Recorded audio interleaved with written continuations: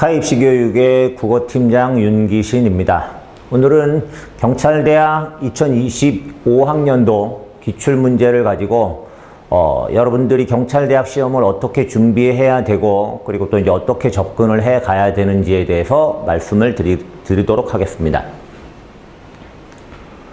먼저 작년 합격자들의 평균인데요. 최초 합격자 기준이고요. 점수를 보시면 평균이 85.6점이고 국어 같은 경우에 87점 정도가 나왔습니다. 예년에 비해서 꽤 높은 점수였다라고 볼 수가 있겠고요. 영어 같은 경우에 평균 점수임에도 불구하고 상당히 높은 모습을 볼 수가 있습니다. 작년에 이 점수는 요게 이제 그 재작년에 이제 점수인데 요 점수를 비교해 보시면 작년이 시험이 좀 쉬웠다는 걸 알 수가 있겠죠. 어떻게 보면 이제 뭐 역대급으로 쉬웠다라고도 볼 수는 있겠지만 어쨌거나 국어 같은 경우에 이제 작년은 조금 예외적이었고요. 영어가. 그리고 이제 재작년 기준으로 봤을 때 영어나 수학에 비하면 조금은 쉽게 출제되는 것을 볼 수가 있습니다. 근데 이제 그렇다고 해서 국어에서 이제 다른 학생들에게 만약에 밀리게 되면 이제 별로 좋을 게 없겠죠. 그죠? 그리고 거꾸로 생각을 해보시면 국어가 다른 과목보다 쉽게 출제가 된다는 건 역시 이제 국어에서 여러분도 점수를 만회할 수도 있다는 이야기가 될 겁니다. 자, 그런 부분들 한번 잘 생각을 해보시고요. 자, 저희와 함께 하면 이렇게 이제 합격의 기쁨을 누리실 수 있습니다. 자. 그 다음에 이제 첫 번째 지문, 독서 지문부터 볼 텐데요. 일단 여러분들이 이제 경찰대 독서 지문들을 아마 많이 봐 오셨을 거예요. 근데 이제 기출 지문에서도 이제 보실 수가 있는 부분인데, 지문을 좀 처음부터 끝까지 흐름을 잡아서 읽지 않으시는 분들이 있어요. 근데 그렇게 되면 반드시 실수가 나오게 됩니다. 그리고 자, 여기 뒤에 가보시면은 이제 뭐 일치 문제도 있고 내용을 조금은 이해를 해야 풀 수 있는 그런 유형의 문제도 나오는데 여러분들을 궁극적으로 변별하는 건 단순 일치 문제는 아닙니다.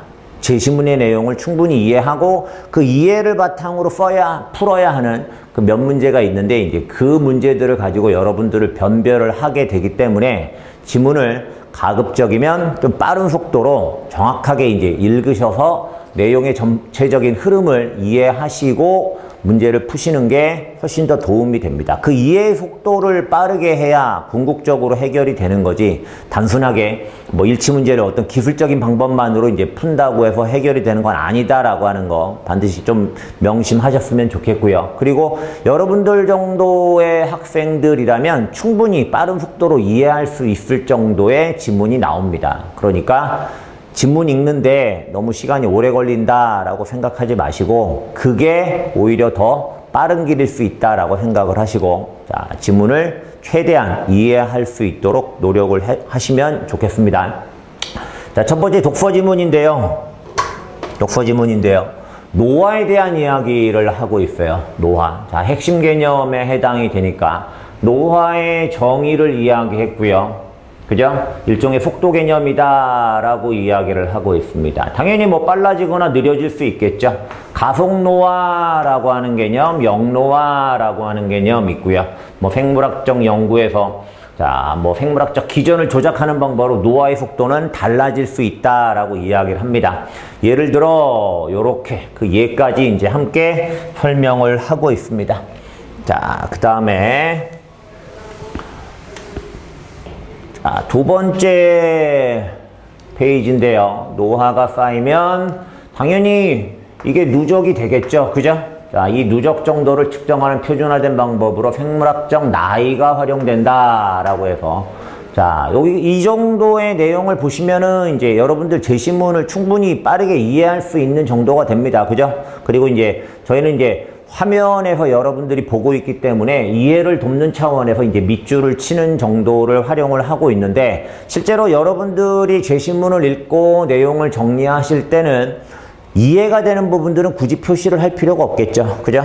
쭉쭉쭉쭉 이해되는 대로 정리를 하면서 내려가시다가 여러분들이 이해가 안 된다거나 내지는 내가 생각했던 것과 좀 다르게 이야기를 하는 부분들이 나오게 되면 그런 부분들에 이제 어떤 시각적인 표시를 남기는 게 문제를 정확하게 확인하는 데 도움이 될 수 있을 겁니다. 자, 참고하시고요. 나이가 활용된다라고 이야기했습니다. 자, 그리고 이제 노쇠지수라고 하는 개념이 설명이 되고 있죠. 노쇠지수는 면담을 통해 측정할 수 있는 항목 30가지. 요렇게 정상은 0, 그러면 플러스 되는 점수가 없겠죠. 이상은 1로 해가지고 노쇠지수가 1씩 쌓이게 되면, 즉 높아가면서 이제 많이 나이가 들었다라고 하는 걸 보여주는 그런 방식에 해당이 됩니다. 자, 그랬고 계산하여 나온 총점수를 구성 항목의 개수로 나눈 값이다 라고 이렇게 나와 있고요. 자, 개념 정의들은 나오면 잘 보셔야 됩니다. 대신 한쪽으로 치우치지는 않게 해야 신뢰할 만하다. 그렇죠? 신뢰할 수 없는 수치라면 의미가 없겠죠. 자, 그리고 예를 들어 놨고요. 이렇게 0.1이라고 하는 수치가 나온다고 합니다. 자, 그 다음에 측정한 항목 개수가 같다면 사람들의 평균 점수는 나이가 많아질수록, 그쵸? 나이라는 변수가 아까도 이야기가 됐었는데 당연하게도 영향을 끼치게 돼 있습니다. 0에서 1의 범위로 나타나는 거고요. 그 다음에 전체 인구 집단에서 나이에 비례한답니다. 자, 나이라고 하는 이 변수가 계속 나타나고 있는 걸 볼 수가 있죠. 이런 원리를 이용하면 노쇠지수를 숫자 나이가 같은 동년배의 평균과 비교해 봤을 때 그 사람이 얼마나 노화가 축적이 됐는지, 덜 진행이 됐는지를 알 수 있답니다. 꽤 정확하게. 그죠? 자, 그 다음에 노쇠지수가 일정 정도가 되면 생물학적으로 노인의 몸이라고 할 수 있겠고요. 이렇게 노인의 몸을 가지게 되면 이렇게 몸의 반응이 달라지게 된대요. 당연한 이야기를 하고 있는 겁니다. 그죠? 자, 뭐 문제가 되는 부분들은 없고요. 나이라는 변수가 이제 굉장히 중요한 역할을 한다고 합니다. 우리 나이 이야기 많이 하는데 뭐 당연할 수밖에 없는 이야기에 해당이 되는 것 같아요. 자, 그 다음에 자, 이 상소경 개수가 이렇게 이제 연령이 증가하면서 같이 증가하는 모습을 보입니다. 근데 이제 어느 순간 좀 급격히 증가하는 모습을 볼 수가 있죠. 노쇠지수도 그거에 맞게 어느 나이가 됐을 때 급격하게 증가하는 모습을 볼 수가 있습니다. 이렇게 이제 노쇠지수의 사례를 그림으로 그려놨고요. 자, 그 다음에 이 상소경 개수를 대규모 인구 집단에서 평균으로 나타내면 요렇게 자, 시간 자체의 영향을 관찰할 수 있대요. 시간 자체의 영향이라고 하는 건 결과적으로 나이를 말하는 거겠죠. 그죠? 노쇠지수, 결국 나이와 밀접한 관련이 있다라는 이야기를 다시 한번 하고 있는 거고요. 그 다음에 이 상소견의 개수도 나이에 따라 증가하고요. 당연히 노쇠지수도 마찬가지로 인구 집단에서 나이를 추종한다, 나이를 따라간다라는 말이겠죠. 그죠? 나이라는 변수. 대략 60대 초반까지, 요 초반까지 아주 천천히 오르다가 그 이후가 되면 급격히 증가한다라고 해서 이제 60대 초반을 넘어서면 빠르게 증가한다라고 설명을 하고 있습니다. 노인 인구 집단에서 노화 정도를 평가하는 데 사용할 수 있는 기능적 항목, 걷는 속도, 요렇게. 일상생활 수행 능력, 뭐 가장 대표적이겠죠. 이런 것들을 통해서 노화 정도를 평가할 수 있대요. 그럼 이제 이건 노쇠지수 말고도 어떤 신체 능력을 가지고 이제 이 노화 정도를 평가할 수 있는 사례가 되겠습니다. 자, 그 다음에 움직임과 관련된 신체 기능이 상당히 간단하면서도 이게 앞에서 언급한 내용이죠. 신체 기능, 그죠? 이걸 가지고 노화의 정도를 평가한다, 할 수 있다라고 이야기했었고요. 자, 정확한 노화 평가 방법이라고 합니다. 상당히. 자, 걷는 속도와 의자에서 쭉 계산한 노쇠지수나 분자 생물학적인 방법으로 측정된 생물학적 나이에 필적하는 정확도. 생물학적 나이에 필적하는 정확도 매우 정확하다. 를 보이기 때문이다 라고 나왔고요. 자, 눈에 보이지 않는 구조와 기능 이상이 쌓이면 당연히 문제가 될 정도가 되면 그게 신체 기능 변화로 나타나게 된다는 거죠. 겉으로 봤을 때도 딱 나이가 들었다라고 하는 게 노화가 많이 진행이 됐다는 게 티가 난다는 이야기가 되겠죠. 자, 그 다음에 요렇게 어느 정도 알아낼 수 있다는 것이다 라고 했고, 젊은 성인 시기의 노화 속도는 당연히 사람마다 차이가 있겠죠. 노화의 정도, 나이가 같다고 해서 노화 정도가 같은 건 아니잖아요. 그죠? 이게 중년기에 접어들어서 생물학적 나이에 영향을 준다고 합니다. 자, 그 다음에 아무래도 뭐 젊었을 때 노화가 많이 진행이 되면 중년 이후에 그 그 영향이 쭉 나타날 수밖에 없을 겁니다. 가속 노화를 경험한 사람은 젊은 시절에 이제 빠르게 노화가 진행이 됐던 사람들이요. 그렇지 않은 사람에 비해 신체 기능, 인지 기능, 자, 기능이 떨어진대요. 현실적으로 질병과 노쇠는 장애를 가져오며 누군가 돌봄이 필요한 시간은 계속해서 늘어나지 않을 수 없다라고 해서 돌봄이 필요한 기간이 늘어난다는 건 이제 신체 기능이 많이 저하가 됐다라고 이제 볼 수 있는 게 되겠고요. 당연히 지속 가능성이 떨어지고 비용이 많이 들게 되겠죠. 따라서 노인의 몸에 이르기 전부터 노화 속도를 늦추는 노력을 해야 된다는 거예요. 이렇게. 이걸 해야 된다는 거죠. 그죠? 그래서 돌봄 요구 기간을 줄일 수 있도록 대비할 필요가 있다라고 이야기를 합니다. 그렇다면 잘 나이가 드는 것은 어떤 상태를 의미하는 것일까라고 해서 이제 질문을 던져놓고 제시문을 마무리합니다. 그리고 거기에 밑줄이 있으니까 아마도 이제 그게 문제로 나오게 되겠죠. 그러면 잘 나이가 드는 건 어떤 상태를 말하는 걸까요? 당연히 요거 있지 않습니까? 노화 속도를 늦추는 노력을 통해 돌봄 요구 기간을 줄이는 거. 이 신체 기능이 떨어지지 않도록 잘 관리하는 걸 말할 거예요. 자, 그럼 기억 밑줄이 마지막에 있었으니까 이거부터 먼저 한번 볼까요? 윗글을 바탕으로 기억에 대해 답했을 때 적절하지 않은 것은 해서 자, 잘 나이가 든다는 거. 운동 같은 생활 습관 변화, 유효한 방법이 될 수 있겠죠? 신체 기능을 향상시켜야 돼요. 그죠? 나이에 미치는 영향 요인을 개선해 나가야 할 거고요. 당연히 몸의 반응 속도를 조절하는 대비, 몸이 반응할 수 있다는 건 노화가 그만큼 덜 진행이 됐다는 이야기가 될 수 있습니다. 자, 그 다음에 여기 가서 보시면 건강수명의 손실에 따른 일상생활에 급격한 변화가 오기 전에 돌봄 요구 기간을 앞당겨라고 했는데 돌봄 요구 기간을 앞당긴다는 건 결국 돌봄 요구 기간이 증가한다는 이야기가 되겠죠. 돌봄 요구 기간은 짧을수록 좋겠죠. 그죠? 돌봄 요구 기간이 길다는 건 결과적으로 노화가 많이 진행이 됐다는 이야기가 됩니다.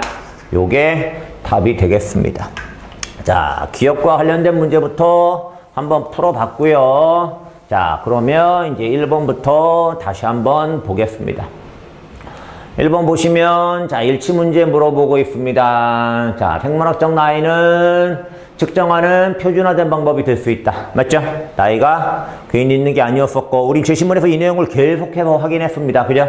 그 다음에 신체 기능 차이는 이런 방법을 통해서 파악할 수 있다라고 나왔고요.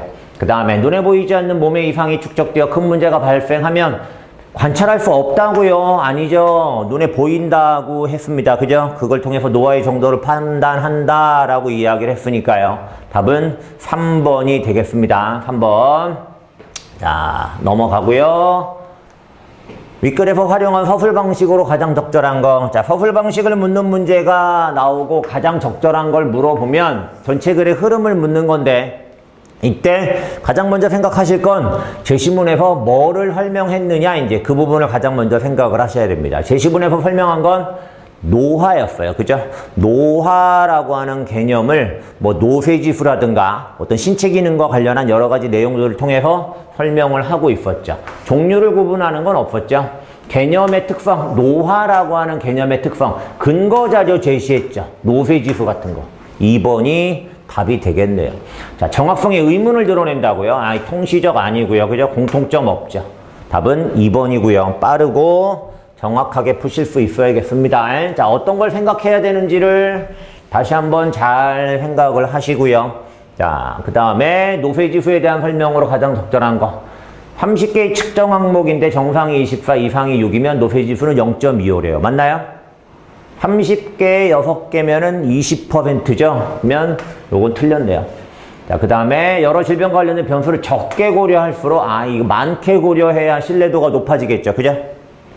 그 다음에 100개 항목을 측정할 때 노쇠지수는 구성 항목의 개수를 이상 항목의 개수로 나눈다라고 하는 건데, 100개 중에 몇 개가 이상이 있느냐니까, 얘를 얘로 나누어야죠. 이상 항목의 개수로 나누는 게 아니라 측정 항목의 구성 항목의 개수로 나눠야죠. 구성 항목의 개수로. 그죠?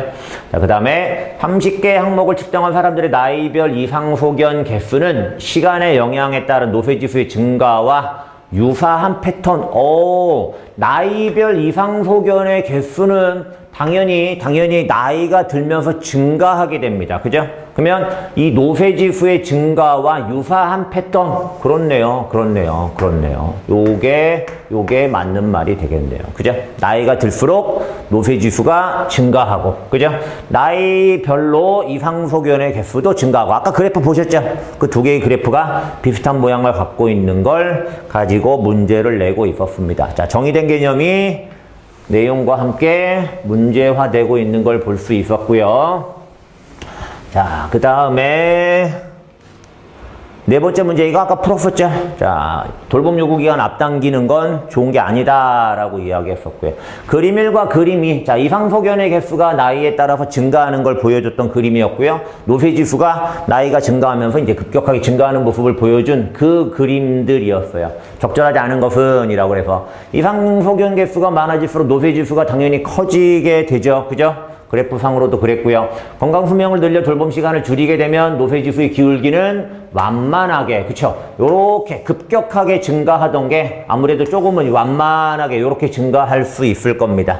그죠? 그러면 이것도 맞는 말이 될 거고요. 완만하게 증가하던 노쇠지수는 60세, 70세, 60세 초반까지는 이제 완만하게 증가했다고 그랬죠. 근데 그걸 넘어서면서 급격히 증가한다라고 했으니까 맞는 말이고요. 측정한 기능적 항목 개수가 같을 때 이상소견 개수나 노쇠지수는 나이대별로 같은 값을 나타내지 않을 것이다. 그죠? 나이대별로, 나이가 많을수록 더 큰 숫자를 보이니까요. 같은 값을 나타내진 않겠죠. 그죠? 개인의 생활 습관이나 유전자를 포함할 때 나이와 노쇠지수의 관계를 나타낸 각 개인별 그래프는, 개인별 그래프.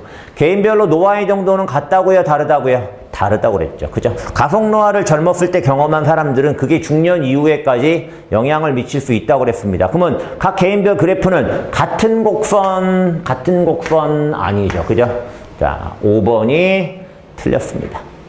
자, 이렇게 독서지문을 봤고요. 자, 독서지문에서 어떤 것이 중요한지를 다시 한번 잘 생각을 하셔야 됩니다. 그죠? 아까 처음에 말씀드렸습니다. 꼭 명심하셔야 돼요. 그리고 문제마다 처음에 풀 때 발문 읽으시면서 뭐 생각해야 되겠다, 뭐 판단해야 되겠다, 그런 부분들 잘 보시고요.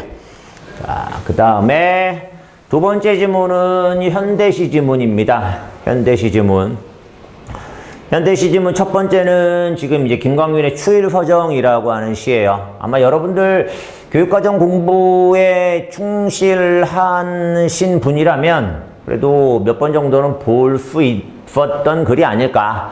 그리고 이제 경찰대의 그 문학지문들 출제 경향을 보시면 EBS 반영률이 높게 나타나는 걸 볼 수가 있고요. 그리고 이제 여러분들이 교육과정에서 배우는 기본적이면서도 중요한 작품들이 이제 많이 출제가 됩니다. 그러니까 문학 공부를 충분히 하셔서 그 아는 지문들을 최대한 많이 접할 수 있도록 하셔야 돼요. 지문만 알고 있다고 하면 시간 문제가 굉장히 많이 해결이 될 수가 있습니다. 자, 그런 부분들 생각을 하시고요. 자, 시를 한번 훑어보겠습니다. 일단 현대시를 볼 때는 만약에 이제 뭐 아는 지문이라고 하면 전반적인 상황들이 그리고 문맥이 떠오를 수 있을 것이고, 근데 이제 모르는 지문을 맞닥뜨렸다고 하시면 화자가 이야기하는 시적 상황에 대해서 최대한 구체적으로 파악을 하셔야 돼요. 화자가 이야기하는 시적 상황을 최대한 구체적으로 파악한다. 아시겠죠? 자, 낙엽은 폴란드 망명정부의 집회. 낙엽이 떨어져 있나 봐요. 아까 제목이 추일서정, 가을이 배경이었으니까. 포화에 이지러진 도룬시의 가을 하늘을 생각게 한다라고 했습니다. 뭐 대포예요, 대포. 전쟁의 이미지. 전쟁으로 인해 폐허가 된 그런 가을 하늘. 자, 결국 이제 가을이라고 하는 이 계절이 약간은 좀 부정적으로 묘사가 되고 있는 걸 볼 수가 있습니다. 길은 한 줄기 구겨진 넥타이처럼 풀어져 일광의 폭포 속으로 사라지고 조금만 담배 연기를 내뿜며, 비유적인 표현이겠죠. 그죠? 새로 2시에 급행열차가 들판을 달리고 있고요. 쓸쓸하고 적막한 분위기예요. 자, 그 다음에 포플라 나무의 근골 사이로 공장 지붕은 흰 이빨을 드러낸 채, 자, 요런 거 이제 공장의 지붕이 흰 이빨을 드러냈다라고 이야기하는데, 화류법입니다. 화류법. 자, 화류법을 사용을 해서 공장의 모습을 어떻게 보면 좀 낡은 그런 지붕의 모습이 묘사가 되고 있는 거죠. 한 가닥 구부러진 철책이 바람에 나부끼고 역시 이제 쓸쓸하고 적막한 분위기로 묘사가 되고 있는 걸 볼 수가 있고요. 그 위에 셀로판지로 만든 구름이 하나, 왠지 좀 셀로판지로 만들었다고 하면 그 색깔이 있잖아요. 그죠? 그러니까 이 앞에서 묘사가 된 이 배경과 좀 어울리지 않는 듯한 그런 이미지로 볼 수가 있겠고요. 자욱한 풀벌레 소리 발길로 참여라고 해서 자욱한 풀벌레 소리. 자, 풀벌레 소리는 청각적 이미지죠. 근데 그걸 자욱하다. 안개가 자욱하다라고 하는 건 눈에 보이는 거예요. 그죠? 그러니까 청각적 이미지를 시각화해 놓은 표현에 해당이 됩니다. 뭐라고 해요? 공감각이라고 하죠. 그죠? 자, 자욱한 풀벌레 소리를 발길로 차며. 자, 누가? 화자가. 그죠? 화자가 발로 뻥 차는 거예요. 왜 그래요? 왜 그래요? 그 앞에 이 쓸쓸하고 적막한 분위기에서 화자가 무언가를 하려는 듯한 모습이에요. 홀로 황량한 생각 버릴 곳 없어. 아, 여기 있구나. 여기. 외롭기도 한가 봐요. 그리고 황량하다라고 이야기를 하고 있습니다. 쓸쓸한 거야, 쓸쓸한 거. 그죠? 여기 고독이라고 하는 표현도 직접 나오네요. 고독한 거. 자, 생각 버릴 곳 없어. 허공에 띄우는 돌팔매 하나. 자, 이 돌팔매 왜 했죠?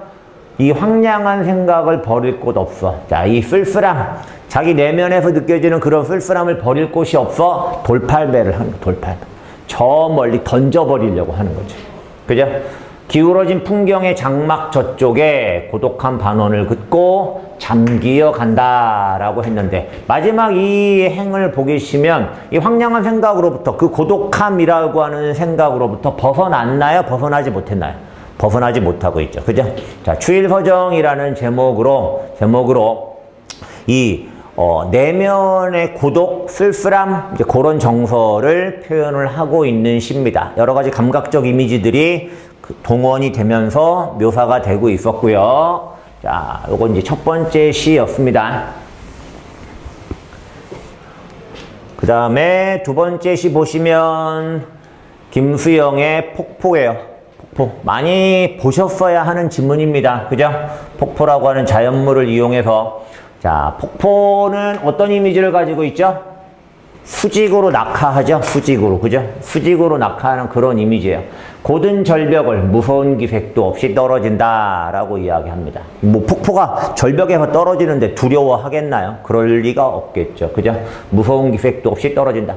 규정할 수 없는 물결이 무엇을 향하여 떨어진다는 의미도 없이, 자, 그 폭포의 물결은 규정할 수 없답니다. 무엇을 향하여 떨어진다는 의미도 없이 어떤 의미를 담고서 떨어지는 게 아니죠. 그죠? 계절과 주야를 가리지 않고 사시사철 밤낮으로 떨어지니까 고매한 정신처럼 쉴 사이 없이 떨어진다. 자, 고매한 정신처럼 요렇게 연결이 되고 있네요.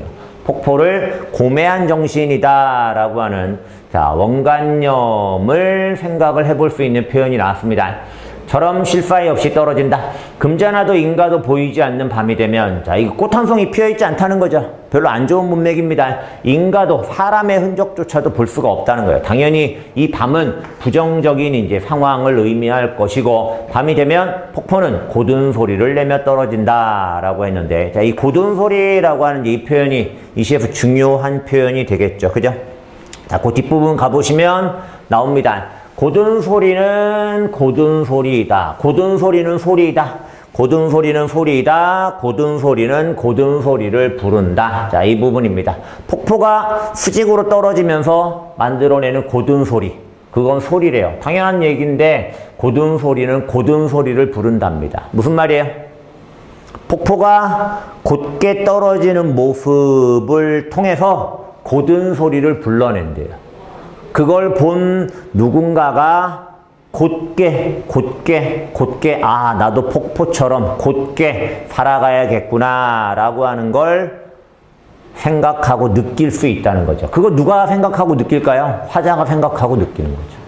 그러니까 고든 소리는 고든 소리를 부른다. 화자의 내면에 폭포가 지금 영향을 주고 있습니다. 자, 고든 소리라는 의미. 그 다음에 번개와 같이 떨어지는 물방울은 취할 순간조차 마음에 주지 않고, 취할 무언가에 막 빠져들 그런 순간조차 마음에 주지 않고, 나타와 안정을, 나태와 타성의 준말이죠. 게으름과 그리고 현실에 안주하는 그런 것들을 다 뒤집어 놓은 듯이, 그러면 이제 요런 것들을 뒤집어 놓고 고매한 정신으로, 그죠? 고매한 정신으로 살아가라고 고든 소리를 낸다는 거예요. 이 자연물 폭포가 가지고 있는 그 이미지를 이용해서, 아, 요렇게 나타와 안정에 빠지지 말고 고매한 정신을 가지고 곧게 살아가야겠구나 라고 이야기를 하는 글이겠죠. 그죠?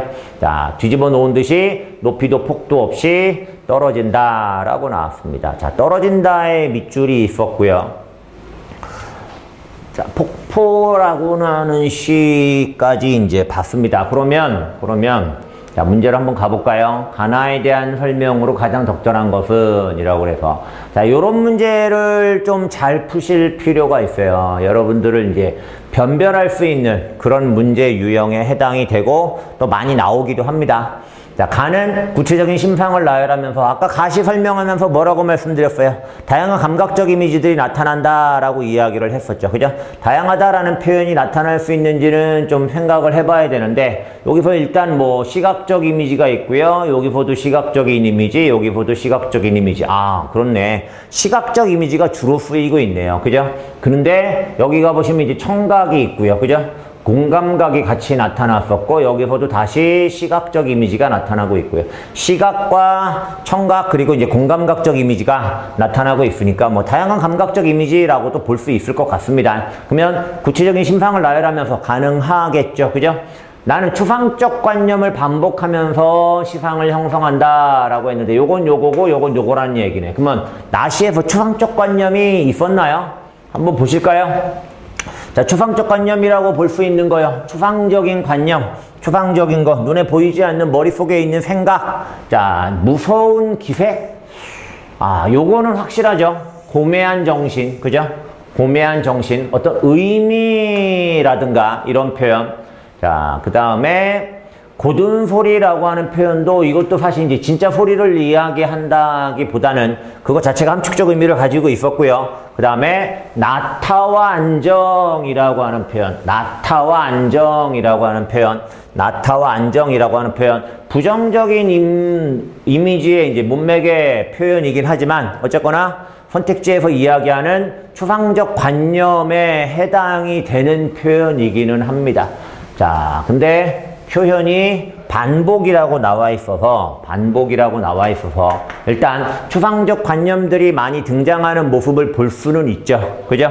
근데 반복이라는 표현을 써서 조금 애매할 수 있는 여지는 있긴 하지만, 그렇다고 또 틀렸다고 보기는 좀 어려운 모습을 볼 수가 있어요. 왜냐하면 고든 소리라고 하는 표현이 반복된단 말이에요. 고든 소리 역시 추상적 관념을 내포하고 있는 시어들이기 때문에 반복한다, 가능할 수 있어 보입니다. 그러면 이제 다른 것들을 한번 찾아보세요.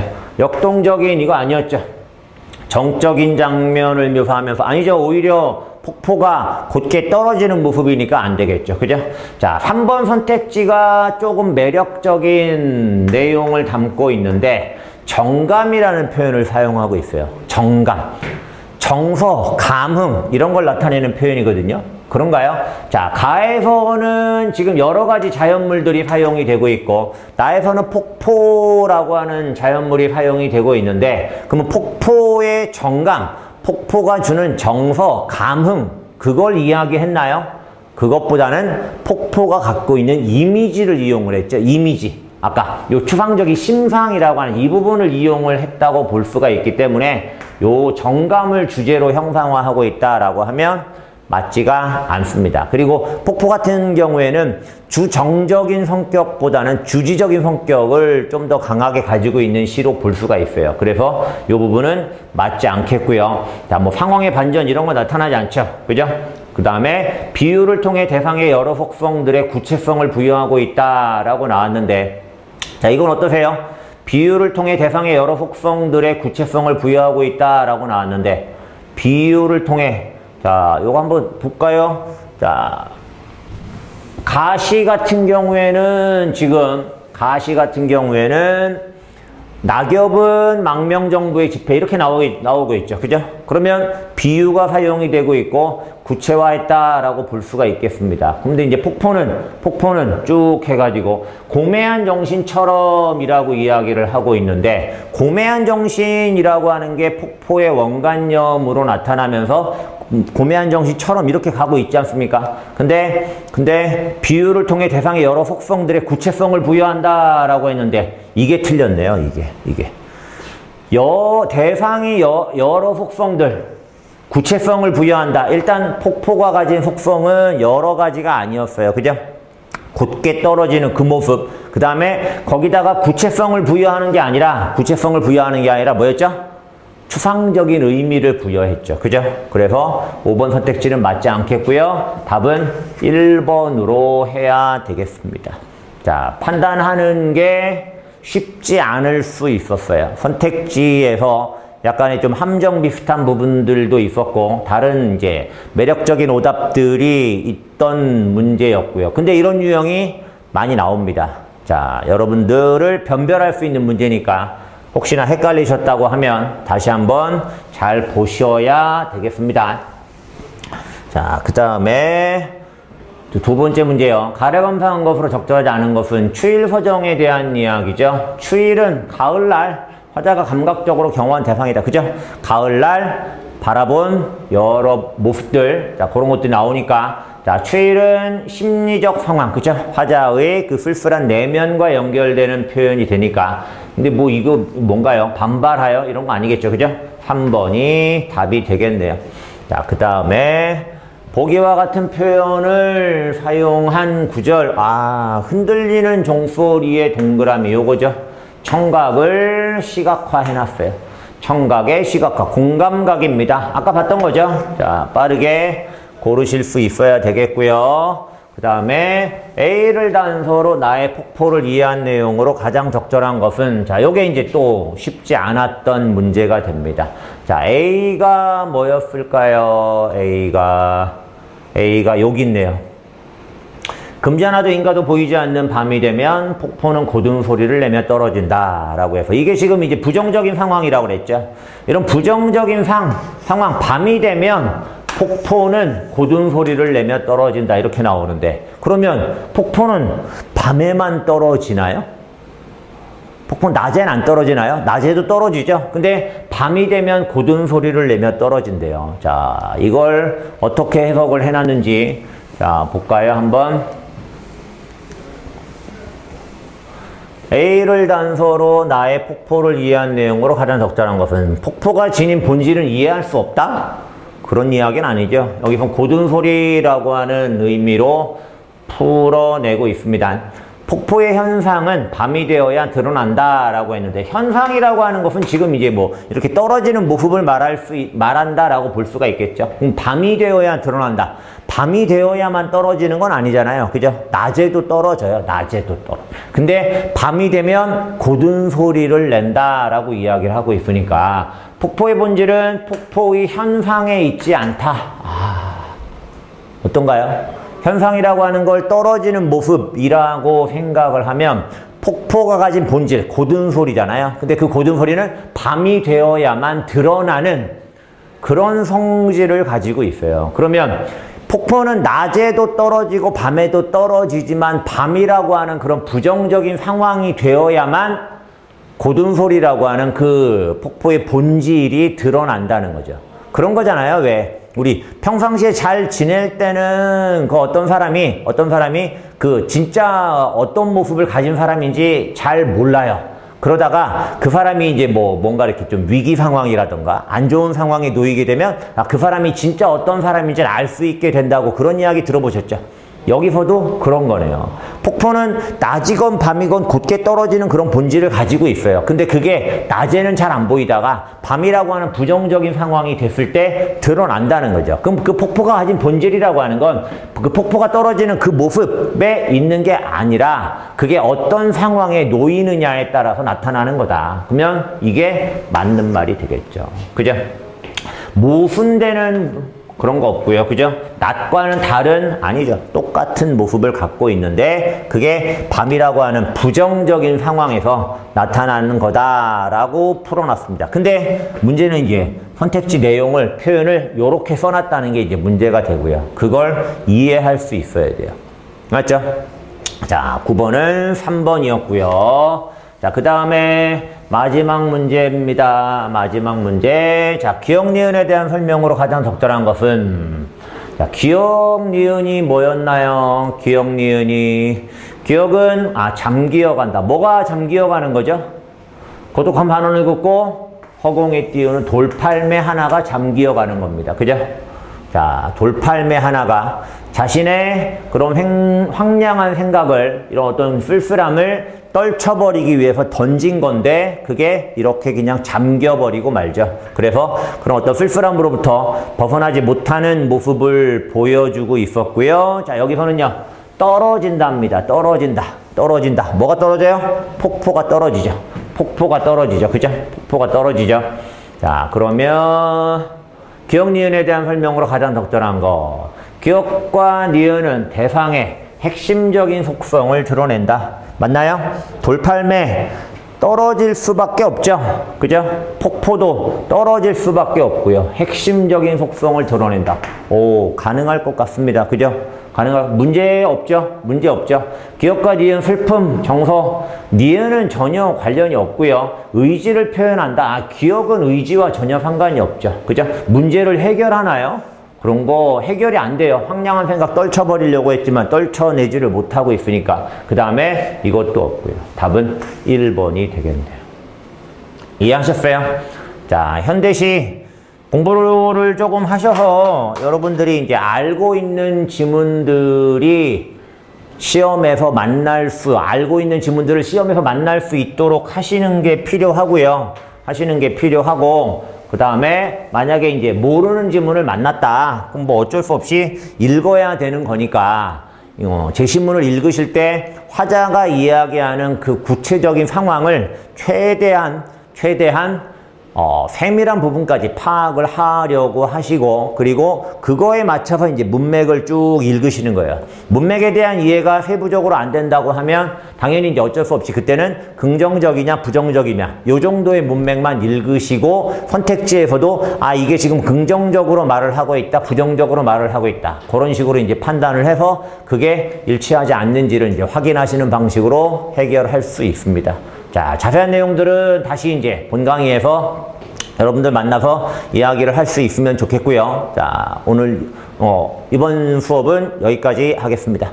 자, 이번에는 현대소설 지문을 한 편 같이 보도록 하겠습니다. 김정환의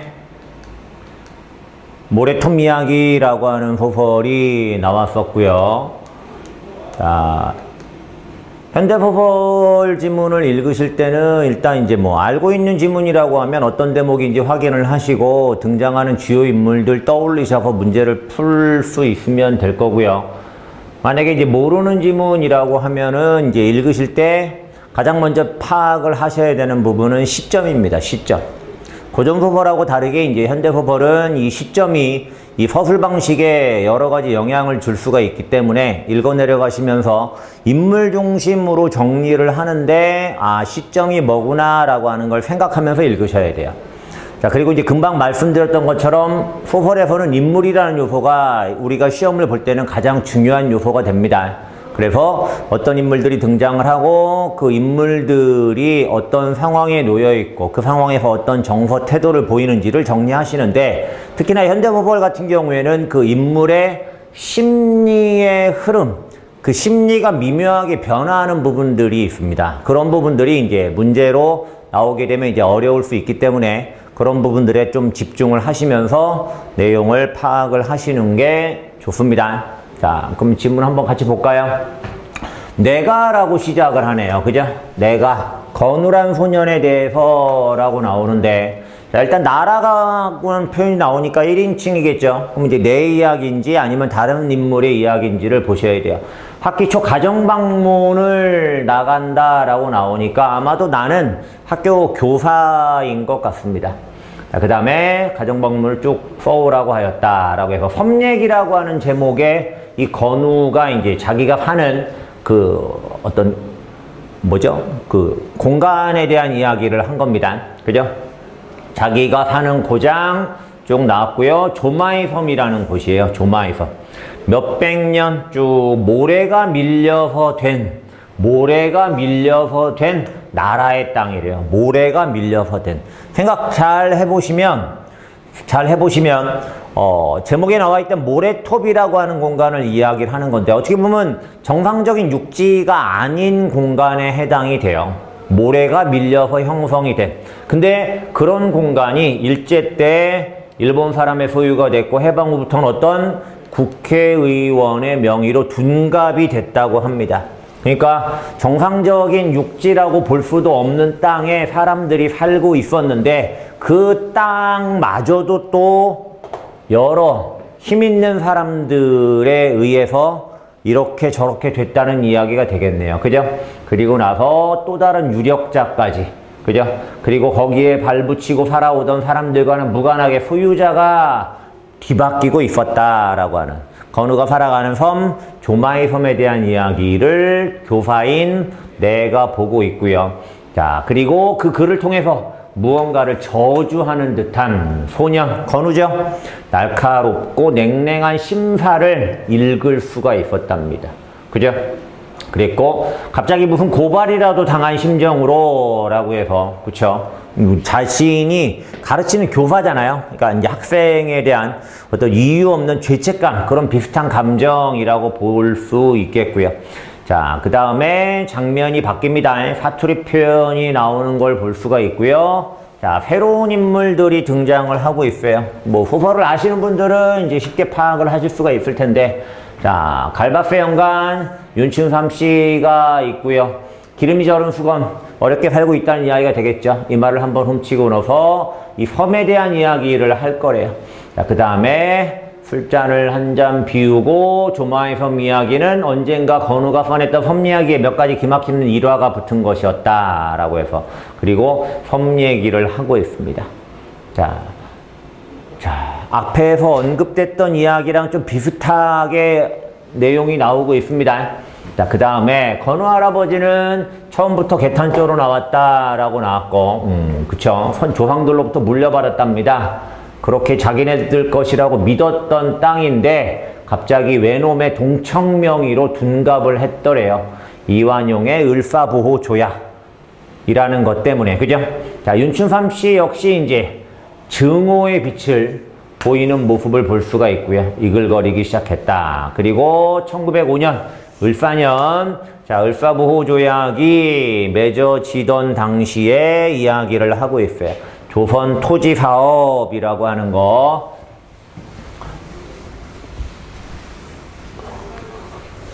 자, 그 다음에 그 당시에 어떤 시대적인 상황이 간략히 정리가 되고 있고요. 자, 교묘한 구실과 방법으로서 농민들로부터 땅을 수탈해 가는 그런 모습들이 나타나고 있죠. 그걸 이 글의 서술자 역시 이제 요렇게 해가망측한 처사들이었다라고 떠올리고 있는 모습을 볼 수가 있습니다. 자, 시점에 대한 이야기를 아까 했었는데 읽어보시면 내가 서술을 하고 있긴 하지만 나의 이야기를 하고 있지 않죠. 조마의 섬 사람들의 이야기를 하고 있습니다. 그러면 이 글의 서술자는 관찰자의 입장에 있다라고 봐야 되겠죠. 그리고 자, 그런 상황에 대해서 쥐길놈들이라고 하는 비속어 표현의 반응을 볼 수가 있고요. 어떤 적대감, 어떤 분노, 뭐 그런 감정들, 그죠? 국회의원, 유력자 이런 식으로 섬의 소유자가 바뀌어 왔답니다. 자, 그러면 그 섬 사람들은 아무래도 억울하겠죠. 그리고 그 과정에서 많은 어려운 상황들이 있었을 거고요. 자, 그 다음에 요렇게 우리들은 이제 어찌 되냐? 라고 꺽꺽한 목소리가 막 많이 상해 있다라고 보실 수가 있겠고, 그런 저주의 감정, 분노의 감정들이 표현이 되는 거겠죠. 그걸 이 글의 서술자는 이 건우에게서 그 전에 느꼈던 적이 있었어요. 그죠? 그리고 그걸 통해서 그들의 땅에 대한 원한이라고 하는 걸 내가 느끼고 있습니다.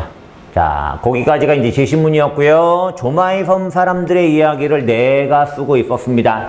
자, 조마의 섬 사람들의 이야기, 갈바세 영감, 윤춘삼씨, 그리고 건우까지. 자, 1번 선택지 맞죠? 2번 선택지 같은 섬 사람입니다. 그죠? 자, 그랬고 을사조약 이야기 하던 게 이제 윤춘삼씨였으니까 비판했고요. 그 다음에 나를 고발한다고요? 나를 고발하려는 건 아니고요. 내가 고발당하는 듯한 그런 나의 그 심리, 내가 뭔가 뭐 잘못한 건 없지만 왠지 미안한 듯한 그런 감정이었지, 나를 고발하려는 의도를 갖고 있었다, 그건 아니죠. 그죠? 4번이 틀렸고요. 자, 그 다음 문제 보시면 윗글에 대한 설명으로 적절하지 않은 것은 이라고 나오는데요. 자, 대화 장면 나왔었어요. 나와 갈바세 영감 사이의 대화, 과거에 일어난 사건들 이야기하고 있고, 지역방언 아까 보셨죠? 그죠? 갈바세 영감의 사투리 표현, 현장감을 살리고 있을 거고요. 과거와 현재가 지금 쭉 연결이 되고 있습니다. 과거의 여러 가지 상황들 때문에 현재가 지금 이렇게 나타나고 있는 거니까. 그 다음에 역사적 사건, 을사보호조약 나왔었죠. 사실성을 부각한다. 공간적 배경을 상세하게 묘사한다. 없었죠. 그죠? 인물들 등장하면서 대화 장면으로, 아니야. 처음에 그 건우의 섬 이야기부터 나왔었죠. 그리고 나선 대화가 나오기 때문에 공간적 배경을 상세하게 묘사하는 부분은 없었습니다. 그래서 5번이 답이 되겠고요. 이런 식의 서술 방식은 고전소설에도 나오지 않아요. 그죠? 고전소설, 현대소설 같은 경우에는 이제 이런 식의 서술이 나타나는 경우가 있긴 한데, 고전소설은 굉장히 높은 확률로 틀린 서술 방식이 됩니다. 자, 참고로 기억해 두시고요. 자, 13번 기억 리을에 대한 설명으로 가장 적절한 것은, 자, 기억 리은 디귿 리을이 뭐였는지 한번 다시 확인을 해볼까요? 자, 기억은 날카롭고 냉랭한 심사. 이건 건우의 그 저주한 듯한 감정을 말하는 거죠. 그죠?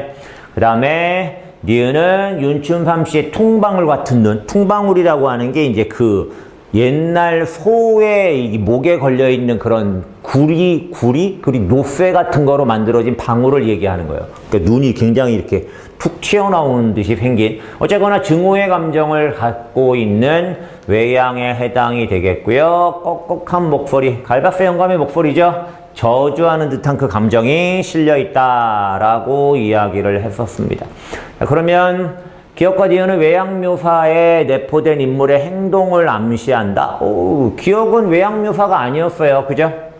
자, 기억과 디귿에서 드러나는 상황에 대한 인물의 태도는 상반되어 있다. 기억은 건우의 심리였고 디귿은 갈바세 영감의 그 꺽꺽한 목소리였는데 상반되나요? 똑같은 처지의 인물들이잖아요. 그죠? 자, 기억은 리을과 달리 인물의 심리를 서술하여 주제를 부각하고 있다라고 했는데, 리을 역시도 저주의 심정이었죠. 그죠? 그러니까 달리 하면 안 되는 거고요. 자, 니은과 디귿은 인물의 외적 모습과 마음 상태, 웬 괴리, 그죠? 안 맞습니다. 자, 요건 윤춘삼씨의 모습이었고, 이건 꺽꺽한 목소리니까 마음 상태, 괴리 아니죠. 그죠? 자, 디귿은 리을에서 인물이 느낀 것과 같은 감정이 외적으로 발현되고 있다. 맞나요? 꺽꺽한 목소리, 저주하는 듯한 감정. 즉, 이 감정이 이 목소리를 통해서 드러나고 있죠. 요게 답이 되겠네요. 이해되시죠? 자, 인물의 심리, 나타나는 부분들을 잘 보시면 어렵지 않게 해결할 수 있습니다. A와 B를 비교한 내용으로 가장 적절한 것은 이라고 나옵니다. A가 뭐였었죠? A가 어디냐면 여기네요. 건우의 섬 이야기와 관련된 거, 그죠? 교사인 내가 가정 방문하기 전에 이제 건우에게 글을 쓰게 해서 그 섬에 대한 이야기를 읽었던 부분에 해당이 되는 거고요. 그 다음에 B는 여기 1905년 을사보호조약이 맺어지던 그 당시 시대적인 상황에 대한 나의 생각이 적혀 있는 부분입니다. 자, 그러면 A와 B를 비교한 내용으로 가장 적절한 거, 내가 직접 겪은 게 아니죠. 그죠? 자, A는 특정한 글 속에, 건우의 글 속에 적혀있는 사건에 대해서, B는 머릿속에 떠오르는 과거의 사건. 1905년 을사보용호조약이 맺어지던 그 당시에 일제가 우리 민족을 수탈하던 상황들. 요거 맞네요. 그죠? 요거 맞네요. 이해되세요? A는 B와 달리 A의 시대적 배경 안 나오죠. 건우의 법리학에선 시대적 배경이 없습니다. 그 다음에 B는 A와 달리 비유적인 표현을 활용하여 사건에 대한 독자의 정서적 공감? B에서 비유적인 표현이요?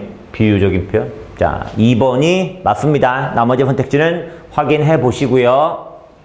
자, 그 다음에 마지막 문제네요. 마지막 1인칭 소설에서 시점에 대한 설명을 하고 있는 것 같습니다. 이 소설은 아까 1인칭 관찰자 시점으로 보이는 글이었죠. 그죠? 그랬고 맨 마지막에 이제 이런 식의 설명들도 보시면 되고요. 자, 선택지 가볼까요? 내가 건우란 소년에 대해서 관심을 더욱 가지게 된 것에서 주인공의 위치에서 이야기를 이끌어가는 서술자로서의 나를 확인할 수 있겠군. 내가 주인공이었나요? 아니었죠? 관찰자였죠?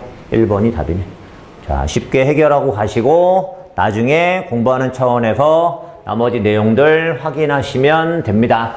자, 그 다음에 두 번째 지문은 독서 지문입니다. 독서 지문.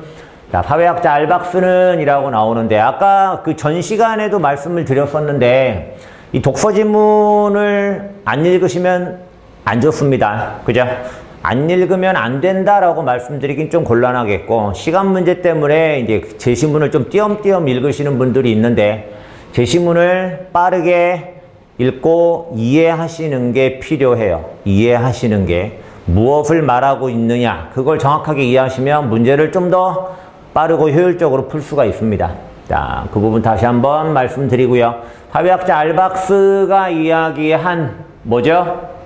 회상하는 것 쭉 해가지고 기억에 대한 이야기를 하는데, 이 기억이 사회 집단을 결속시키는 역할을 한다는 거예요.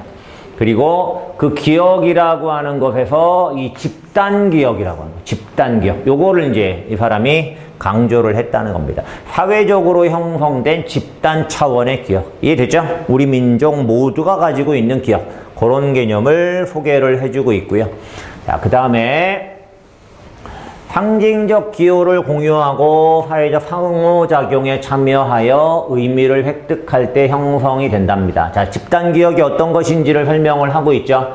이런 집단 기억은 이런 것들을 공유하게 되고요. 사건에 대한 기억을 말이나 글로 소통하게 된다고 나왔고요. 그 구성원들은 이제 서로 소통을 통해서 그 기억을 이어가겠죠. 그죠?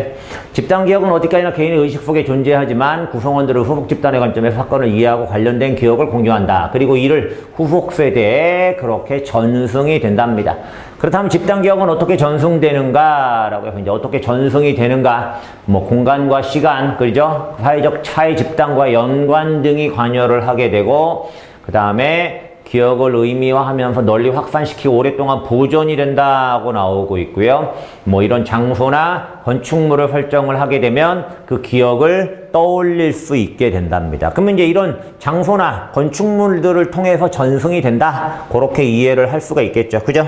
우리 그런 건 많이 있잖아요. 이렇게 고궁 같은 경우에 대표적인 예라고 볼 수 있겠습니다. 그러면 과거에 이제 있었던 여러 가지 우리 민족과 관련된 기억들이 떠오르게 되는 거니까요.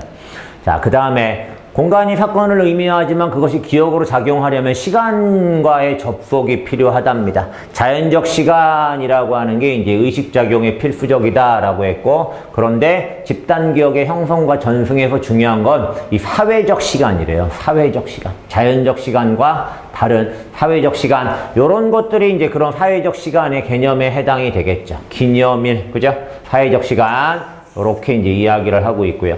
집단 기억을 환기하고 다시금 널리 확산하는 계기를 마련한다라고 나왔고요.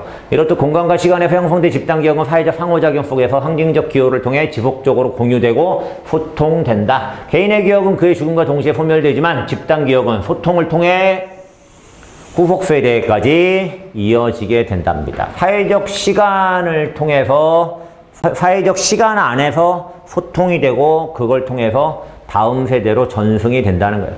자, 집단기억은 구성원들이 소속 집단에 대한 귀속감을 갖게 해요. 귀속감. 내가 여기 속해 있다는 그런 감정인 거죠. 그리고 집단의 정체성을 형성하는데 기여를 하게 된답니다.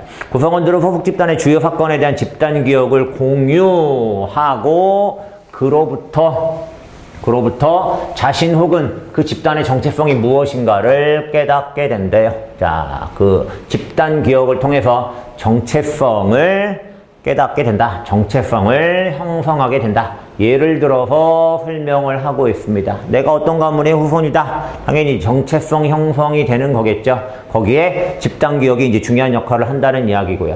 그 다음에 사회 집단을 둘러싼 여러 요인들에 의해 변화되기도 한답니다. 그렇죠? 바뀐다는 거예요. 이게 이제 똑같이 쭉 이어져 내려가는 게 아니라 이렇게 이어져 내려가는 과정에서 바뀌기도 하고 그렇게 된다는 이야기죠. 문제적인 사건이 발생하면 사회집단 구성원들은 기억을 교섭을 하게 되고요. 그래서 기억들 간의 경합이 발생을 한대요. 자, 어떤 똑같은 사건에 대한 서로 다른 기억이 있을 수 있어요. 여기 A라는 사건에 대해서 이런 기억이 있는데 저런 기억도 있고. 그러면 이제 시간이 지났을 때 이런 기억과 저런 기억이 이렇게 막 헷갈리는 거죠. 그죠? 자, 경합이 발생한다. 특정한 기억은 사회적 의미를 획득하여 집단 기억으로 자리 잡고 다른 기억은 개인적 차원에 국한되거나 망각되게 되고요. 거기서 이제 살아남는 기억이 있고 그리고 잊혀지는 기억이 있고 개인만 아는 기억이 있고 집단 모두가 공유하는 기억이 있기도 하고 이러한 과정에서 권력 구조나 정치적 여건, 경제적 조건, 지적 환경 등의 요인들이 영향을 미친다. 여러 요소에 영향을 받으면서 변화되기도 한다. 그게 이제 집단 기억의 특성으로 설명되고 있는 내용이었고요. 자, A 표시가 있네요. 자, 문제로 나오나 봅니다. 사회 집단의 권력 구조가 집단 기억의 형성 및 전승 과정에 직접적인 영향을 미치기도 한다. 이 권력 구조. 앞에서도 봤던 것처럼 여러 가지가 이 집단 기억의 형성에 영향을 미친다고 했는데요. 그 중에 권력 구조를 따로 이야기를 하고 있어요. 자, 문제적 사건을 두고 기억이 경합하는 과정에서 권력을 가진 이가 자신에게 유리한 방향으로 집단 기억이 형성되고 권력을 행사할 수 있다. 이해됐죠? 과거에 있었던 어떤 부정적인 사건을 그것과 관련된 권력자가 자신에게 이로울 수 있도록 미화하는 그런 경우를 이야기하는 것 같습니다. 동시에 자신에게 불리한 기억은 배제하고 억압을 한대요. 이렇게 그 기억을 사실이죠, 이건. 왜곡하는 거죠, 왜곡하는 거. 그죠? 자, 이런 경우 집단 기억은 해당 사회 집단의 권력적 역학관계에 따라 결정되므로 신뢰성 문제가 있을 수 있다. 그쵸? 그렇게 만약에 기록된 역사가 있다고 하면 당연히 신뢰하기가 어려운 내용이 될 수 있겠죠. 그죠? 하지만 이러한 기억은 집단 구성원들이 형성한 기억들과 충돌하며, 그쵸? 그 사건을 경험한 사람들이 있단 말이에요. 그 사건을 경험한 사람들은 그 사건이 어떤 의미를 가진 사건이었는지 그 내용이 무엇이었는지 다 알고 있는데 만약에 역사가 그걸 다른 내용으로 기술을 하고 있다고 하면 뭐야 이거 하겠죠. 그죠? 자, 충돌하며 구성원들을 때로 결집하여 권력에 대응하여 권력자 의도와 다른 집단의 기억을 지키고 확산시키기도 한다라고 해서 기억을 올바르게 형성하고 유지해 나가기도 한다라고 하는 이야기가 되겠네요. 그때 권력자에게 이제 맞서기도 한다. 그런 내용이 나와 있었습니다. 자, 거기까지가 이제 제시문인데요.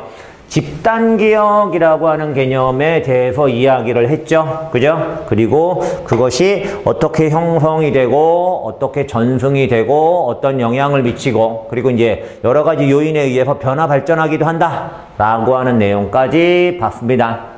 자, 16번 문제 보시면, 여기 마지막에 있었던 요 A 부분이 있으니까 요거부터 먼저 한번 가볼까요? 자, 요거네요. 18번. A를 이해한 것으로 가장 적절한 것은 A의 핵심을 찾으라는 겁니다. 그죠? A의 핵심을 보시면 뭘까요? 권력이 이 집단 기억에 영향을 미친다는 거였어요. 그죠? 그렇게 되면 신뢰성에 문제가 생기고 그렇게 되면 구성원들이 그거에 맞서서 다른 집단 기억을 지키고 확산시키기도 한다. 이 얘기였죠. 자, 그러면 권력 집단 기억에 영향을 준다. 신뢰성에 문제가 생긴다. 그걸 구성원들이 바로잡는다. 거기까지가 나와 있는 내용의 핵심적인 부분인데, 자, 권력관계가 독립적이라고요? 아니겠죠, 그죠? 권력자와 달리 집단 구성원들은 집단기억이 형성이 되지 않는, 원하지 않는다고요? 그런 건 관련이 없는 얘기고요. 이를 공유하는 것을 금지하는 건 아니죠. 그죠? 자, 집단기억이 전승될 때 사회적 조건 중 권력구조가 작용하기 때문에 권력에 의해서 그 집단기억이 왜곡될 수 있기 때문에 신뢰성에 대한 평가가 필요하다. 어때요? 믿을 수 없잖아요. 그죠? 그러니까 요게 필요하다. 요게 맞네요. 요게. 이해됐어요? 오케이. 자, 그 다음에 앞으로 돌아가겠습니다. 앞으로 돌아가시면 요거죠. 자, 설명 방식. 아까 설명 방식. 지난 시간에도 말씀을 드렸었는데 설명 방식 물어보고 가장 적절한 거 묻습니다. 이게 만약에 적절하지 않은 것이라면 일치 문제로 찾아가야 되겠지만 적절한 건 일단 뭘 생각하라고요? 무엇을 설명하고 있느냐. 그죠? 그걸 생각하시고 그거에 대해서 어떤 내용들이 언급이 됐었는지를 잘 떠올려서 선택지랑 맞춰보세요. 자, 우리는 집단기억에 대해서 봤습니다. 그죠? 집단기억. 개념 정의했죠? 영향을 미치는 요소. 마지막에 봤잖아요. 대표적으로 권력구조 같은 것들이 있었고 여러 가지 요인들에 의해서 변화할 수 있다라고 이야기를 했으니까요. 그러면 1번이 맞네요. 그죠? 1번이. 여러 개념이 아니라 집단기억에 대한 이야기를 하고 있고요. 이론 나왔어요? 안 나왔죠? 변천과정 없었고요. 문제점이요? 없었죠. 답은 1번입니다. 자, 빠르고 정확하게 푸실 수 있어야 되겠고요. 그 다음에 자, 일치 문제네요. 내용이 아닌 것은 이라고 나왔어요. 집단기억이 뭔지 이거 없었죠. 그죠? 요게 답이 되겠네요. 그 다음에 A는 아까 풀었죠. 그죠? 자, 19번. 보기의 아수만의 관점에서 기억을 이해한 내용으로 가장 적절한 것은 이라고 나왔는데, 자, 보기의 아수만의 관점에서 가장 적절한 겁니다. 그죠? 가장 적절한 거. 그러면 1차적으로 보기에서 말하는 핵심을 잡으셔야 돼요. 보기에서 말하는 핵심을. 그게 중요하고, 그리고 이 문제가 요 지문에서 가장 어려웠습니다. 요 문제가 가장 어려운 문제였고, 자, 잘 보세요. 자, 보기 보시면 아프만은 알박스의 집단기억 개념을 받아들여 이를 문화적 기억으로 발전을 시켰대요. 자, 집단기억 개념을 문화적 기억으로 발전을 시킨대요. 그는 문화적 기억이 문화적 재현 형식을 통해 과거에 대한 의미를 구체화한다고 하였다. 문화적 기억이 문화적 재현 형식을 통해 과거에 대한 의미를 구체화한다 라고 했대요. 그리고 기억이 사회적 상황에 따라 집단의 관념 속에 존재한다고 하더라도 그 관념이 물질적이고 상징적인 문화적 형식으로 보존되고 전승될 때 신념과 인식으로 기능할 수 있다라고 이야기를 했습니다. 뭐가요? 그 관념이, 그죠? 그 관념이. 그 기억으로 인해서 이제 떠오르는 생각이겠죠. 기억이 사회적 상황에 따라 집단의 관념 속에 존재한다고 하더라도 그 관념이 물질적이고 상징적인 문화적 형식으로 보존되고 전승될 때 신념과 인식으로 기능할 수 있다고 강조했대요. 내용이 좀 추상적이기도 하고 그러다 보니까 이제 쉽게 이해가 안 될 수가 있는데 구체적인 예를 한번 잠깐 생각을 해보면요. 예를 들어 한글 같은 걸 생각을 할 수가 있어요. 한글. 일종의 우리 민족이 가진 어떤 문화적 기억이라고 볼 수 있겠죠. 그죠? 문화적 기억. 그러면 이 한글이라고 하는 그 문화적 기억을 통해서 우리는 이 과거에 대한 의미를 떠올릴 수가 있어요. 그죠? 떠올릴 수가. 그리고 그 기억이 우리의 관념 속에 존재하는데 그 관념이 물질적이고 상징적인 문화적 형식으로 보존되고 아무래도 이제 한글은 우리가 직접 사용하고 있는 문자이기도 하니까 이렇게 전승이 된다고 볼 수 있겠죠. 신념과 인식으로 기능할 수 있다. 우리들의 생각에 영향을 미친다. 라고 보면 되겠죠. 그죠? 우리가 사용하는 문자가 한글이다 보니까 그 한글에 의해서 우리들의 어떤 사고라든가 생각이라든가 그런 것들이 이제 영향을 받게 되니까 자, 그런 부분이다라고 이제 보실 수 있을 것 같습니다. 자, 그 다음에 아프만은 집단 기억을 소통적 기억과 문화적 기억으로 구분하고 소통적 기억이 일상의 상호 행위를 통해 나타나는 비교적 가까운 시대적 지평에 의존하는 데 비해 문화적 기억은 문화적 상징을 통해 다수의 구성원들 사이에서 오랫동안 소통된다라고 해서 소통적 기억과 문화적 기억의 각각의 특징을 설명을 하고 있어요. 자, 그러면 아까 처음에 말씀드렸던 것처럼 아프만의 관점에서 가장 적절한 걸 물어봤기 때문에 이 보기에서 말하는 핵심을 잡아야 하는데 핵심은 소통적 기억, 문화적 기억 각각의 특징을 설명하는 게 아니겠죠. 이 아프만이 말하는 이 문화적 기억이라고 하는 거, 그 기억이 어떤 역할을 하느냐 여기서부터 나와 있어요. 문화적 기억이 문화적 재현 형식을 통해 과거에 대한 의미를 구체화한다. 즉, 이 문화적 기억이 이걸 통해서 우리에게 과거에 대한 의미를 구체적으로 알려준다는 거예요. 그 다음에 그 기억이 사람들의 관념 속에 존재한다고 하더라도 머릿속에 그 관념이 물질적이고 상징적인 문화적 형식으로 보존되고 전승이 될 때, 자, 물질적이고 상징적인 어떤 뭐 한글 같은 이런 어떤 형태가 있는 걸 말하는 거겠죠. 형식으로 보존되고 전승될 때 신념과 인식으로 사람들의 신념과 인식에 영향을 줄 수 있다는 거예요. 신념과 인식으로 기능할 수 있다. 요 부분이 지금 이제 핵심이 되겠습니다. 요 부분이. 여기서부터 기능할 수 있다고 강조하였다. 여기까지. 이 내용이 핵심이고 선택지 가서 보실 때 이 부분의 내용에 부합하거나 이 부분의 내용을 담을 수 있는 선택지를 찾으셔야 돼요. 자, 그러면 자, 그 다음 부분을 한번 볼게요. 선택지 가보시면 자, 1번 선택지. 집단 기억은 문화적 기억보다 소통적 기억에 근거할 때 그런 얘기예요? 아니죠? 그죠?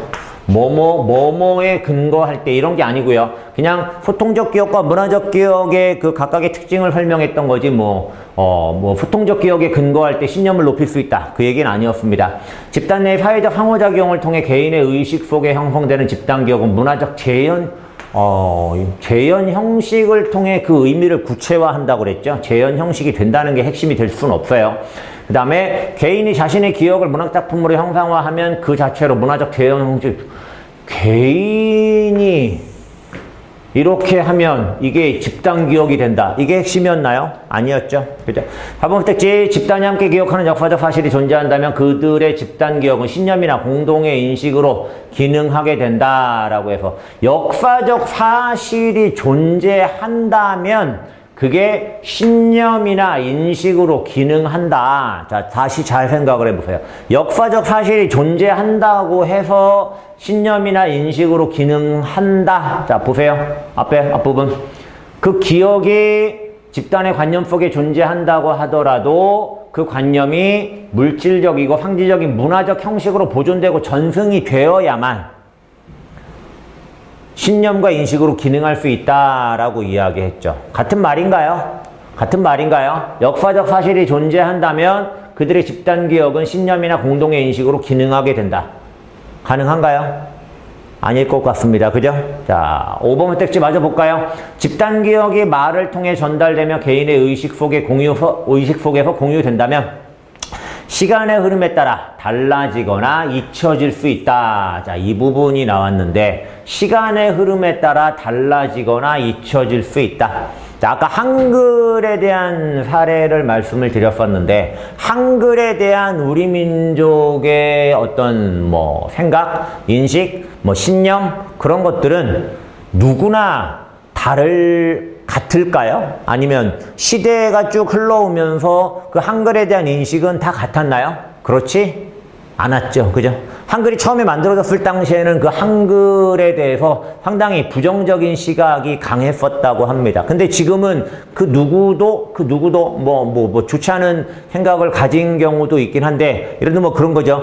지금 같은 경우에는 대다수의 우리나라 사람들이라면 한글에 대한 어떤 부정적인 인식은 별로 없긴 하겠지만, 영어를 공부하는 과정에서 영어에 비해서 이제 이 한글이 좀 더 어렵다, 그런 식의 이야기를 하는 학생들이 있어요. 그러면 이제 당연히 한글에 대한 인식이 시간의 흐름 속에서 달라진 그런 모습들을 볼 수가 있는 거죠. 그러면 아까 여기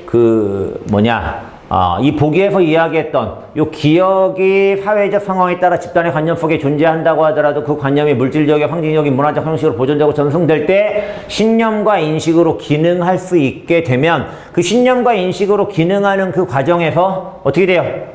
달라질 수 있다는 이야기도 될 수 있죠. 그죠? 제시문의 내용에 부합하는 설명이 됩니다, 이게. 근데 이것 같은 경우에는 역사적 사실이 존재한다고 해서 이게 신념이나 인식으로 기능하는 건 아니었고요. 이게 아까 나왔던 것처럼 물질적이고 상징적인 문화적 형식으로 보존되고 전승이 돼야 되는 거예요. 그게 전승이 돼야. 단순히 역사적 사실이 존재한다고 되는 게 아니고, 그죠? 집단이 함께 기억할지라도 이렇게 존재하는 것만으로 되는 건 아니었고요. 제시문 내용을 봤을 때, 그 다음에 그렇게 어떤 신념이나 인식으로 신념과 인식으로 기능할 수 있게 되는 그 과정에서 이게 시간의 흐름에 따라 달라지거나 잊혀질 수 있다. 자, 5번이 답이 되겠습니다. 자, 요게 이해가 안 되시는 분들은 한글에 대한 예를 들어드렸으니까 그거 가지고 생각을 해보시든가 아니면 구체적인 예를 가지고 다시 한번 생각을 꼭 해보세요. 자, 이해가 필요한 부분입니다. 추론 문제였는데 상당히 쉽지 않았던 유형에 해당이 돼요. 자, 요런 식의 문제를 가지고 여러분들을 변별을 하게 되니까 이런 문제를 이제 잘 푸실 수 있어야 돼요. 자, 그 다음에 마지막 문제. 윗글을 바탕으로 보기를 이해한 내용으로 적절하지 않은 것은 이라고 그래서 아우슈비츠라고 하는 이 공간, 당연히 이제 집단 기억과 관련이 있는 공간이겠죠. 이 공간에 대해서 자, 얘기들이 나옵니다. 유태인들의 이 공간에 대한 생각, 그죠? 독일인들이 갖고 있는 이 공간에 대한 생각, 혼란스러움도 있었다고 이야기를 하고요. 그 증거를 지우려고 하는 사람들도 있었다고 하고요. 근데 유네스코가 세계문화유산으로 등재하면서 이렇게 인류가 성찰을 할 수 있는 그런 공간으로 남게 했다라고 했고, 유태인들은 지금까지도 이 공간을 통해서 민족 절멸의 위기를 기억을 하고 있대요. 유태인들에게는 이런 집단 기억을 형성하는 장소가 되고 있는 겁니다. 자, 그럼 이제 그런 구체적인 사례가 나왔고요. 요거를 가지고 그 앞에 문제 생각을 해보실 수도 있겠네요. 그죠? 자, 그 다음에 선택지 보시면 유태인의 집단 기억에서 아우슈비츠는 전쟁과 반인도적 행위를 상징하는 기호로서 공유되었겠군 이라고 그랬는데, 유태인에게 이 공간은 이렇게 기억이 되어 있겠죠. 그죠? 자, 2번 선택지. 아우슈비츠라는 상징적 기호는 독일인들과 유태인들의 집단 기억 속에 동일한 의미를 가지겠군. 그럴 수 있나요? 그럴 수 없죠. 여기 제시문에서도 뭐라고 이야기를 하냐면, 유태인들은 생존자들의 증언을 기록하고 확산하여 나치의 만행을 규탄했고요. 독일인들은 유태인을 대량 학살한 가해자로서의 기억과 이렇게 나와 있고, 그리고 이렇게 지우려는 사람들도 있고, 유태인들은 이렇게 민족절멸의 위기를 기억을 하는 그런 공간인데, 독일인들이 이곳에 가서 민족절멸의 위기를 생각하진 않을 거 아니겠습니까? 그죠? 그러니까 동일한 의미를 가질 수가 없죠. 그죠? 답은 2번이었습니다. 나머지 선택지들은 다시 한번 확인을 해 보시고요. 자, 20번 문제에 나와 있는 이 아우슈비츠의 사례를 가지고 이 19번 문제도 다시 한번 생각을 해 보시기 바랍니다. 아우슈비츠라는 공간이 물질적이고 상징적인 문화적 형식으로 보존되고 전승이 돼 왔어요. 그러면서 사람들에게 어떤 전쟁에 대한 신념과 인식을 갖도록 만드는 그런 역할을 한다는 거겠죠. 근데 그런 신념과 인식은 시간의 흐름 속에서 달라지거나 잊혀질 수 있다는 이야기를 하고 있는 거예요. 그러면 충분히 개연성이 있는 이야기가 되겠죠. 그죠? 타당성이 있는. 자, 그래서 답은 아까 19번 같은 경우에 이제 5번이었고요. 20번은 2번이었습니다. 자, 여기까지 이제 두 번째 독서 지문을 봤고요. 자, 여러분들이 경찰대 시험을 준비하실 때 필요한 요소들은 이제 여러 가지가 있습니다. 근데 이제 본 강의에서 다 말씀드리기는 어려움이 있는 것 같고요. 실제 이제 현장 강의에서 만나게 되면 더 많은 것들을 이제 이야기할 수 있고요. 함께 나눌 수 있어서 여러분들이 이제 합격하시는데 많은 도움을 드릴 수 있다고 생각하니까요. 현장 강의에서 다시 만날 수 있었으면 좋겠습니다. 고맙습니다.